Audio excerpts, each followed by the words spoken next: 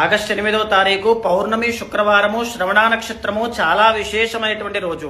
ఆ రోజు ఎవరైనా సరే ఇంట్లో వరలక్ష్మి వ్రతాన్ని ఆచరించినా, ఎందుకంటే మధ్యాహ్నం నుంచి పౌర్ణమి గడియలు రావడం అనేటువంటిది శ్రవణ నక్షత్ర సంయుక్తంతో కలవడం, శ్రావణ మాసం కలవడం చాలా గొప్పదండి. రుణ బాధలు పోవడానికి, లక్ష్మి అనుగ్రహం కలగడానికి, ఆదిలక్ష్మి, సంతానలక్ష్మి, ధైర్యలక్ష్మి, విజయలక్ష్మి, తర్వాత విద్యాలక్ష్మి, అష్టలక్ష్మి యొక్క అనుగ్రహం కలగాలి అన్నా, ఇంట్లో సిరి సంపదలతో తులతూగాలన్నా ఇంట్లో లక్ష్మీ పూజ తప్పకుండా చేయండి.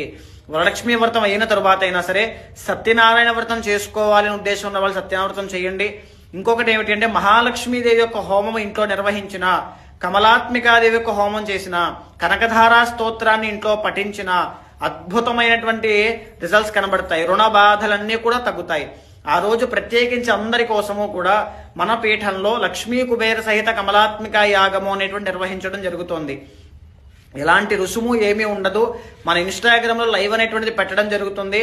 ప్రత్యేకించి ఇంట్లో చేసుకునేటువంటి వాళ్ళైనా, చేసుకునే సౌలభ్యం లేని వాళ్ళైనా లైవ్లో దర్శనం చేసుకుంటూ ప్రతి కార్యక్రమాన్ని ఇంట్లో నేను ఇచ్చే మంత్రాన్ని జపం చేయవచ్చు. ఈ విధంగా లక్ష్మి యొక్క అనుగ్రహాన్ని పొందవచ్చు. తప్పకుండా అందరికీ తెలియ